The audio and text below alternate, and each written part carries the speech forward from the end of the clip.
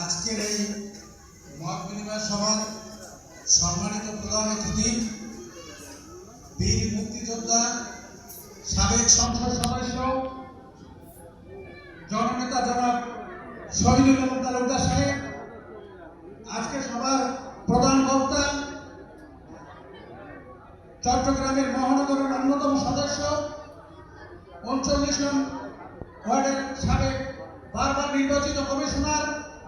রাজের ভাই, আজকে সভার বিশেষ অতিথিবৃন্দ, আজকে সভায় উপস্থিত সাবেক এমপি জনাব শহীদুল আলম তালুকদার সাহেব, সাথে উপস্থিত বাউফা থেকে আগত সফর